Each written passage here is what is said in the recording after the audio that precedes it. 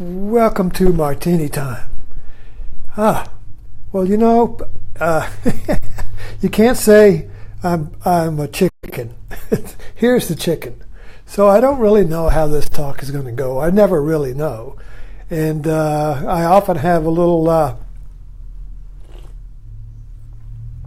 excuse me, I have to drink from this. So the title of this talk is Home Alone. And so I am home alone today. My wife had was feeling some chest contraction, and the doctor sent her to the to get some imaging done, and she has a partially an artery that's closed with some plaque. It's 80% closed, so she's in the hospital right now, and they're keeping her. They'll put a stint in tomorrow, and she'll come home Saturday. So I really am home alone, and so I'm feeling the home aloneness, so to speak. I'm also feeling my mortality. I'll be 81 next month, and my wife is in her late 70s, and we get old, and mortality creeps in on you, and you just never know when that's it, and but I myself feel younger than I've ever felt, actually, and so it's this the feeling of mortality and age is kind of foreign to me. And so anyway, I wanted to just I want to go back and talk maybe about in 2012 when I went down to rescue my uncle. He had a stroke a number of years ago. Before that, and his caretaker, his partner, had terminal cancer, and so I went down there to help straighten out his affairs, and I ended up by being a volunteer hospice, you might say. Joy, that was her name, when I got down there, was taking radiation treatment and so forth, but it was a very aggressive cancer, and she was in the got hospice care, and so I was, it was kind of like helping out a pregnant woman. She would say, "Well, I would like some, I would like some ice cream or something like that," and I'd go running around trying to find food that she could eat and hold down. And then I remember one night, and she said, something's wrong. She got up and she was pacing around the house back and forth. Something is wrong. And they called the hospice nurse, and the hospice nurse came in and upped her pain medication. They had a refrigerator full of it, and so that she was able to go to sleep. And then the next morning, I think during the night, I heard a thump, and she'd fallen out of bed trying to get to the toilet, and I helped her there, and then she went into a kind of a waking coma, and for a week, where she would just lie with her eyes open, but she wouldn't see you, and the cancer had gone to the brain, and so she was kind of like in a dead zone, and so a lot of times the hospice our worker would be late or something, or couldn't come, and so I would sit in there. And so I really began to sit with death. And I was in a unique position because I was kind of like family and not family. So the daughter would come, and she was all torn up because her mother couldn't die and couldn't get well. She was kind of like stuck in this intermediate zone where she was neither.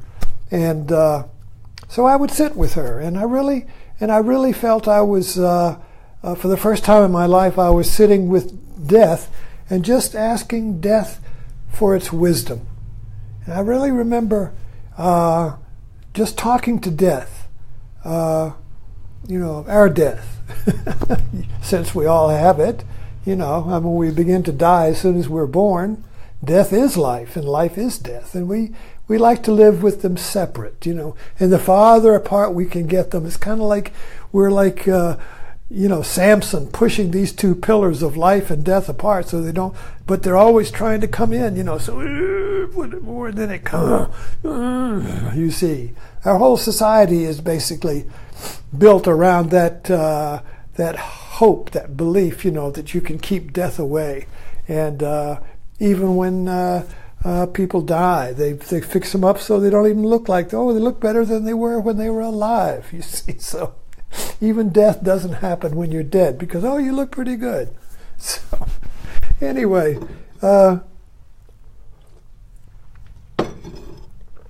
so I've been contemplating and feeling the mortality today. Not that I expect my wife to die, in the sense that heart work is kind of like a body shop now. I mean, the cars are lined up, waiting to go in to get the plumbing fixed, and so getting a stint is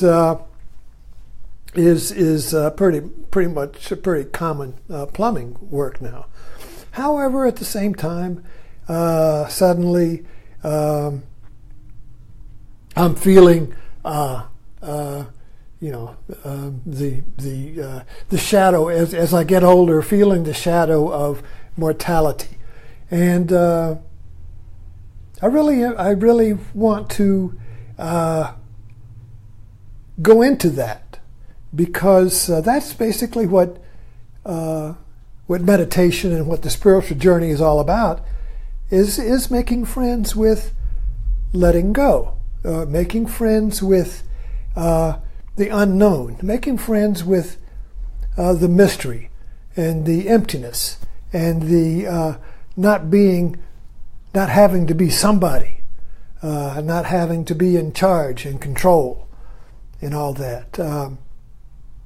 Not to digress too much, but a lot of my most recent topic on Facebook has been some comments about the sexual allegations that seem to be popping up on the surface like balloons going off. Now Dustin Hoffman, and so everybody is, all of the respected people, all the movie stars and people in power suddenly have a dark side, and this whole idea that you have to, that of power and being somebody, and death kind of like just wipes that out. It doesn't. Nothing stands up to death. It's kind of like the game is up. The game is up. And it also makes you aware of what's valuable. For instance, somebody sent my wife some silk flowers, and somebody else sent some roses. Fresh roses, and there's the silk ones and there's the fresh flowers. And while the silk flowers look very well, my wife even thought they were real. They looked almost real, but they're dead. You see, and the fresh roses are beginning to fade now, and the petals are going to fall to the table. But there it is, right there. What makes life valuable is death. What makes life livable is death. What makes life beautiful is death, you see. You got the silk flowers, the plastic, and it'll live forever, but something's missing. It's not alive. It has no impermanence. So this impermanence of Buddhism, it's the primary teaching of the Buddha. All life is impermanent, means that everything changes. You can't stop it. You can't block it. You can't make it. You can't change it. You can't stop the flowers from fading. You can't stop the flowers from the petals falling off, from the skin getting wrinkled and the body beginning to break up. When Buddha, the Gautama, before he became the Buddha, went into the town, he met the four messengers, they're called. The four messengers. He met on different occasions. And remember that the Gautama had been a prince, and he lived in a pleasure palace where there was no death, where there was no discomfort, where there was no loneliness, there was no suffering. His father had prepared a palace so he would never see suffering and want to become a Buddha, which was the prophecy. So he was like us, you see. We live in a pleasure palace today, created by technology and machines, and the washing machine does it, and in the before we all live like aristocrats. We don't have slaves or valets. We have machines, and so our comfort zone is very, very high here, and we've become accustomed to that. Just like somebody who is born into wealth and becomes accustomed to the wealth. So we're accustomed to the wealth, you see, and the comfort. And so the Buddha goes into town and he meets the four messengers. The first one was, he saw somebody who was sick. And he said to his charioteer, "What is that?" Sickness, Lord. We all get sick. And then he saw old age. "Oh, what is that?" "Oh, old age, sire. We all get old." And then he saw a corpse. "Ah, what is that?" "Death, sire. We all die." And then he saw a monk. "Oh, who is that?" "Oh, he is trying to find escape from the other three." The four messengers. And so this hit the Buddha as existentially. Like when your wife goes to the hospital to have her heart fixed, or when the doctor calls and he says there's a lump or something, or when you have a near miss in an automobile. Oh, wow! Wow! You're just that far from death. You see, just that far. We're always, I think, just that far from death. From the messengers. We're just about that far from the four messengers. So these four, as I contemplate these four messengers with you, old age, sickness, and death, and then liberation, you see. So you got the old age, sickness, and death, and the laws of old age and sickness and death. You see, this is what the Buddha was talking about. What he discovered was that old age, sickness, and death has laws. It's called karma. It's called, you could say, it's called the laws of the ego. The laws of having to be somebody, to having to be special, to having to be something important, something respected, something important, something with purpose. Having to be somebody, you see. Having to be somebody creates death, because there's somebody. When you're somebody, that somebody will die. That somebody is going to wilt. That somebody is going to end, because everything is impermanent, you see. The law of impermanence. The law of impermanence cannot be denied. While our culture tries to do it, it fails, you see. Everything changes. So the fourth messenger was the renunciate. And of course in India, this is a vocation, or it's the renunciation of the world, of the egoic life. The renunciation of that in India, in these ancient cultures, is a function that's available. You see it walking around, monks walking around and everything. In our culture, it's foreign. We don't understand it. There's no category for that in our materialistic culture, because everything is form here. So who wants to not identify with form? That's crazy. Why meditate? what's the purpose in that? You're not doing anything. You're not becoming anything, you see. So this whole confrontation with mortality, with death, when we all do, when somebody important gets sick or threatened, you see, is basically the Buddha's confrontation with old age, sickness, and death, which is our mortality. And so he had an existential confrontation with it, and he asked a question.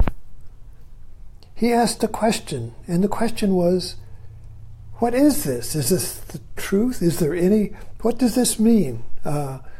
What? I want to go into it. What is it? You see, I don't want to run from it. I don't want to avoid it. I want to go into it and see it. I want to see, penetrate this.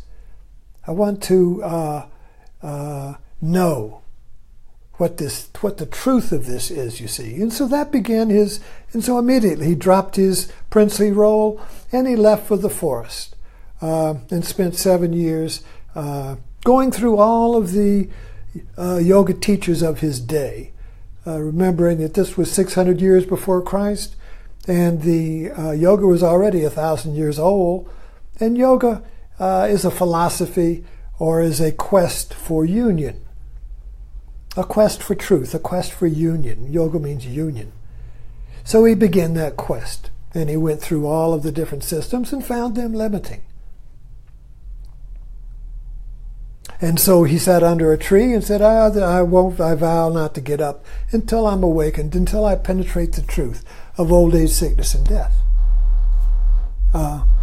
And so that was his awakening. And so when he awakened, he became the Buddha, the awakened one, and he taught for 45 years. But anyway, I take refuge in what Buddha left when he was dying. Even Buddhas die.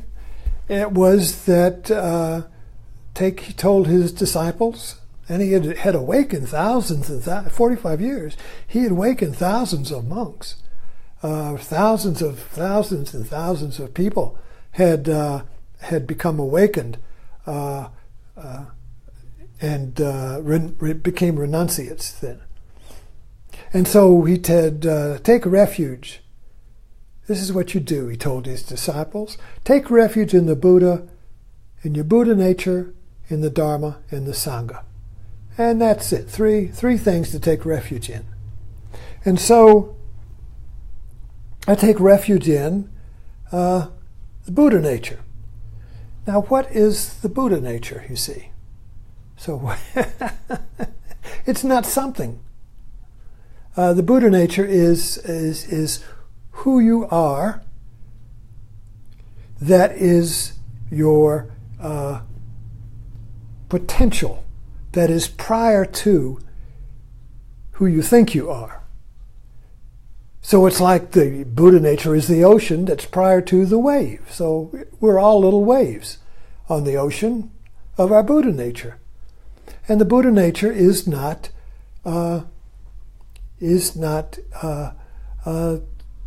conceptual. It's not knowable as an object. You see, you can't know your Buddha nature as a thing or an object. It's who you are. So the taking refuge in Buddha nature is taking refuge in that which is prior to the fear of death. You see, the fear of death comes in when we believe we're something that can die. When I believe I'm a rose, I can feel the petals falling off and the wrinkles coming and the body beginning to weak and the stem begins to fall, you see. So fear comes in. Why is that? Well, I believe I'm a thing. I'm a rose, you see. Well, we are that, but at the same time, we're not that. At the same time, we're the Buddha nature, or your true nature, that is prior to the mind thinking yourself into being something. You see, what is that, you see? What is that the Buddha wanted to know? What is that that doesn't die? And so the second thing he said take refuge in was the Dharma. Well, the Dharma is has two teachings, two ways of looking at it. It's a written teaching. You can find it, study the sutras or teachings of non-dual philosophies or teachings of Jesus. Jesus' teaching is a Dharma. And so you begin to study the external teachings, but then you begin to apply the external teachings to your own life. So that is the Dharma of your life force, the Dharma of your truth, the Dharma of the truth of your life, you see.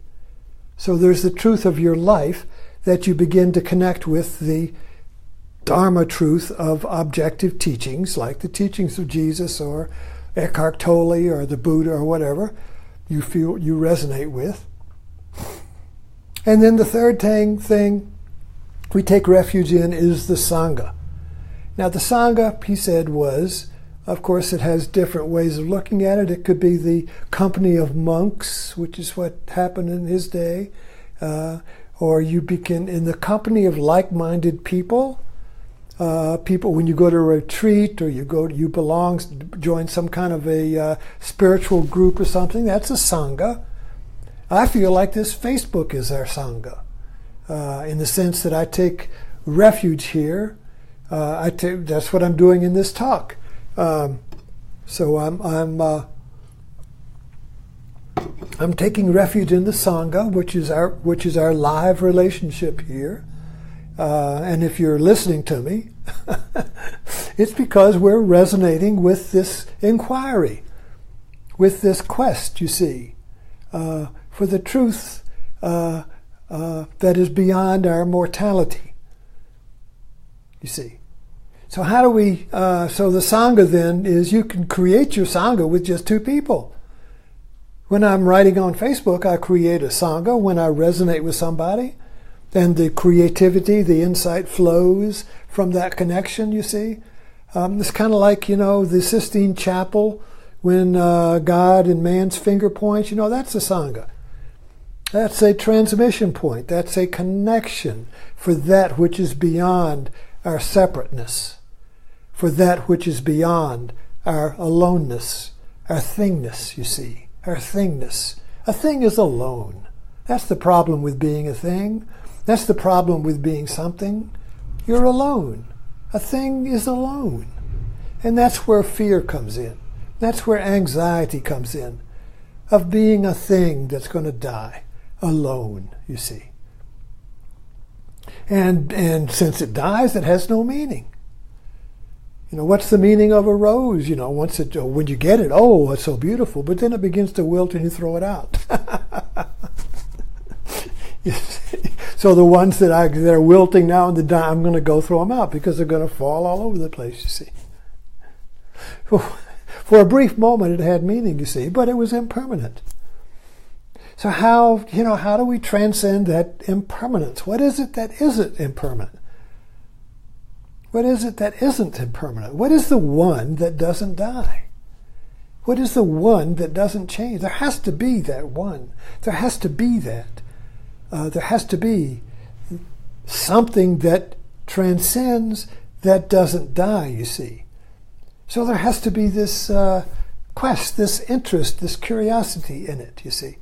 And that only curiosity is only awakened when mortality knocks on your door. When mortality knocks, you become interested. I remember getting back to my uncle. Oh, my bell rang. Anyway, finishing up with going to Florida and being a volunteer hospice for a week. I really got in. I told the hospice workers, I really related to them in their sitting by the bedside of the dying. I really related to that, and I even said, "Boy, I would like to do this when I get back to Virginia." And they said, "Yes, you have a talent for it. You have a gift to do that." And it really is not a gift so much, but not everybody wants to do that. Can do that, you see. And so I didn't become a volunteer, but at the same time, perhaps in my Facebook work and in my talks, I get close to impermanence. I want to get close to it and share what we find there. And I remember with Joy, and I'll close with this, right up to the end, when the night before she went into the coma, when she was pacing the floor, something is wrong, something is wrong, I can't sit, I can't stand, I can't lie down, something is wrong. That was mortality. And her ego, her thingness, her personality was dying. And she was in a panic. She was in a panic, so she died in a panic. I never was able to sit. I had hoped that as Joy was dying in her last days that we would get to connect and speak from the heart to each other. But it was never there. She maintained her personality. And she had a kind of a complaining personality. Oh, this is not right. Oh, yeah, I don't like that. And I don't like this. And this is not, would you get me another one? This is no good. And all of that little personality, she just clung to that, you see. And we never really got to touch. I never really knew Joy, other than her little personality, her little quirks and things, you see. In other words, I never got to know her beyond that thingness that she identified with. And so the night she died, before she went into the coma, her thingness went into this terrible panic. Something's wrong, you see. And the nurse came in and quickly medicated her, And so I don't want to go that way. You see, I don't want to meet mortality that way. I want to meet it with my eyes open. I want to see death. I want to be there. I want to be awake and aware, you see, not hiding and clinging to the petals of my rose. Oh, the rose is falling, the rose is falling. Something's wrong, something's wrong. No, let's not do that. Thanks for dropping in.